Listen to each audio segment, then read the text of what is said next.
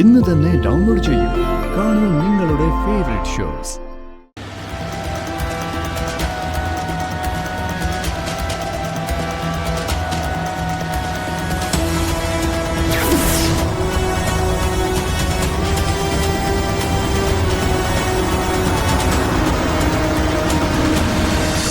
ഇനി അവൻ സ്വർണം എടുത്തില്ലേലും നമ്മൾ അവനെ അങ്ങ് പ്രതിയാക്കും.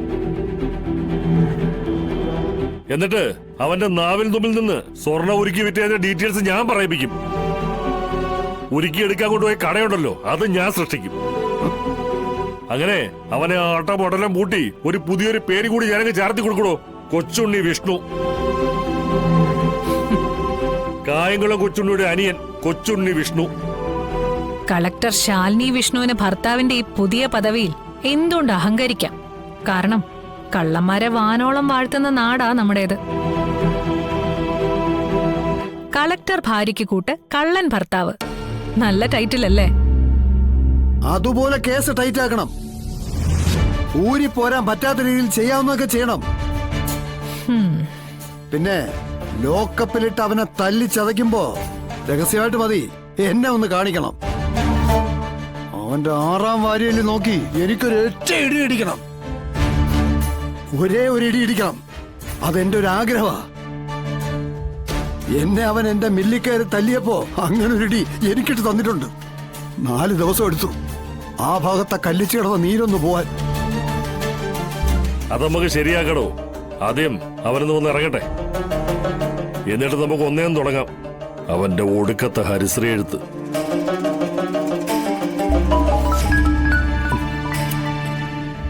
ഒരു മിനിറ്റ്. ഹലോ, അബൂബക്കർ ചന്ദ്രബോസ് സാറേ. എന്താണോ? നസീർ ആ നൂർജഹാനെ തിരക്കി പോയിട്ട് ഇപ്പൊ 1-2 മണിക്കൂറായി.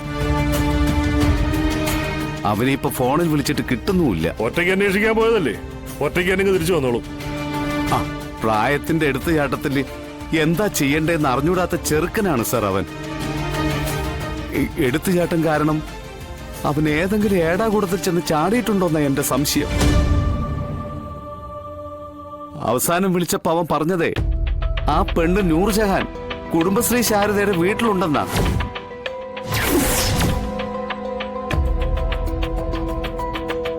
സാറിന് ആ വീട് അറിയാലോ, ഞങ്ങളെ ഒന്ന് ഹെൽപ്പ് ചെയ്യണം. അല്ല, താൻ എന്താ പറഞ്ഞേ? ആ പെണ്ണ് കുടുംബശ്രീ ശാരദയുടെ വീട്ടിലുണ്ടെന്നോ? അതെ, അങ്ങനെയാ നസീർ അവസാനം വിളിച്ചപ്പോ എന്നോട് പറഞ്ഞത്. ആ, അങ്ങനെ താൻ റെഡി ആയിക്കോ. ഞാനവനെ തൂക്കിയെടുത്ത് കയ്യിലിട്ട് തരും. ഉറപ്പാടോ?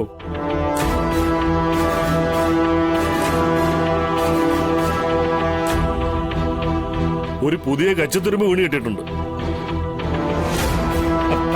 ഇതിനൊക്കെ ഞാൻ എങ്ങനെയാ കർത്താവേ നിന്നോട് നന്ദി പറയുന്നത്? 5-8 വെഴുതിരി ഞാൻ അതുവഴി പോകുമ്പോ കൂടുതൽ കത്തിച്ചേക്കാവേ. ഹാലാക്കാതെ സംഗതി എന്താന്ന് വെച്ചാ പറ. എടി, ആ പെണ്ണില്ലേ കാണാതെ പോയ നൂർജഹാൻ,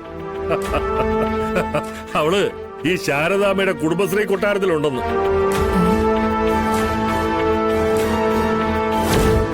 ആദ്യം ഞാൻ ശാരദയെ തൂക്കി അകത്തിടും. പിന്നാലെ പണികൾ ഓരോന്നായി ഇങ്ങനെ വരും. വരണം, വന്നിരിക്കണം. ഞാൻ വരുത്തോടോ, താൻ നോയിക്കോ.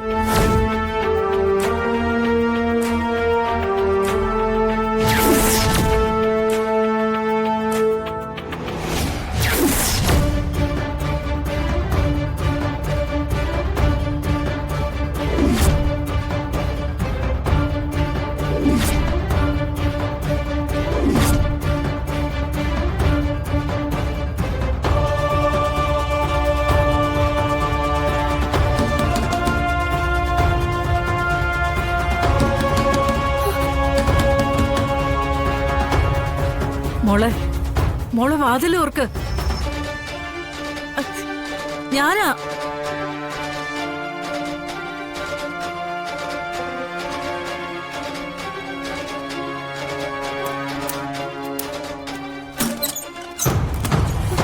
ശാരദാമ്മേ. മോളെ. ആ മുറേ, ഇനി ഇവിടെ നിൽക്കുന്നത് സേഫ് അല്ല. നമുക്ക് എത്രയും പെട്ടെന്ന് ഇവിടെ നിന്ന് പോവാം. എവിടേക്ക്? നമുക്ക് എന്റെ വീട്ടിലേക്ക് പോവാം. അവിടെ ആവുമ്പോ അത്ര ഇടത്തേക്ക് അവരാരും അന്വേഷിച്ച് വരില്ല. 1-2 ദിവസം കഴിയുമ്പോഴേ നമുക്ക് മറ്റെവിടെയെങ്കിലും മാറാം. അതായിരിക്കും മോളെ നല്ലത്. ഇല്ലെങ്കിൽ ഇപ്പൊ വന്ന പോലെ ഓരോരുത്തരിങ്ങനെ തിരക്കി പിടിച്ച് വന്നോണ്ടേയിരിക്കും. നസീർക്ക് പോയോ?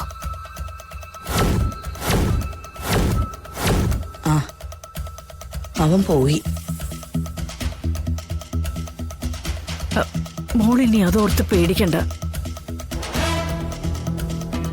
പക്ഷെ മോൾ ഇവിടെ ഉണ്ടെന്ന് ഇപ്പൊ അവരറിഞ്ഞു കാണും. അതുകൊണ്ട് അവിടുന്ന് മാറണോന്ന് പറഞ്ഞത്. സംസാരിച്ച സമയമില്ല, വാ പോവാം. ശാരദാമ്മ, ഞങ്ങൾ പോയിട്ട് വരാം. ചെല്ല്. ചെല്ല്.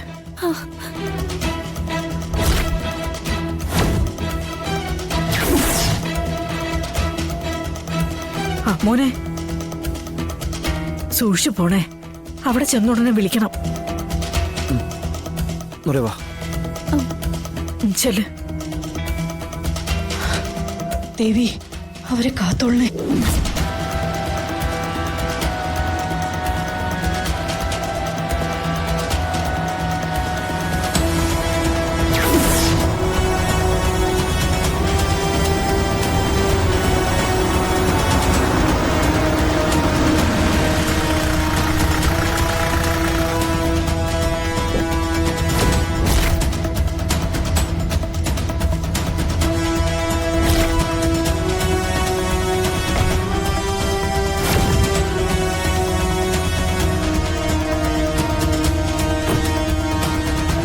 ആഹാ, നല്ല കാഴ്ച.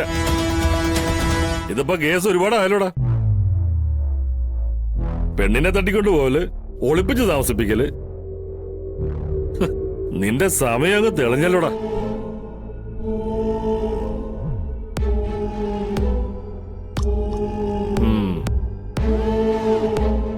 സ്വന്തം മകളുടെ ഭർത്താവിന് ഒത്താശ ചെയ്ത് കൊടുക്കുന്ന ഒരു അമ്മായിയമ്മ. കഷ്ടം. ഈ ബന്ധം അവന്റെ ഭാര്യയ്ക്ക് അറിയാമോ ശാരദാമ്മേ?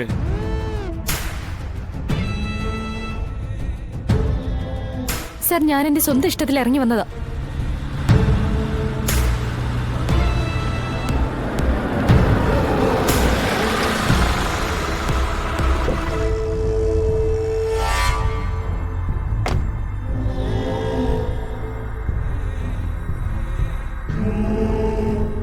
എടി അറാം പറഞ്ഞ ഇബിലീസേ, കുടുംബം കുട്ടിച്ചോറാക്കാൻ വേണ്ടി ഇറങ്ങി പുറപ്പെട്ടിരിക്കുകയാണ് നീ. നിന്റെ ഞാനിന്ന് തൊട്ടുപോര് തന്നെ.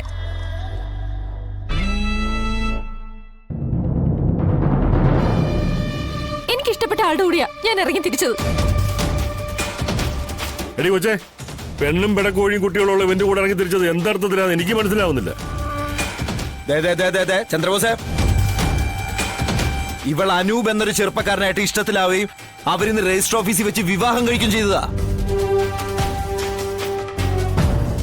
അവനാണ് ഇവളിവിടെ കൊണ്ടാക്കിയത്. അവൻ ഇവിടെ ഇല്ലാത്തതുകൊണ്ട് സ്വാഭാവികമായിട്ട് ഇവളെ സംരക്ഷിക്കേണ്ട ഉത്തരവാദിത്തം എനിക്കുള്ളതുകൊണ്ട് ഞാൻ ഇവളെ സംരക്ഷിച്ചതാ. അത് ഇവളുടെ പ്രായപൂർത്തിയായ ഈ പെൺകുട്ടിയുടെ പൂർണ്ണ സമ്മതത്തോടു കൂടിയാ.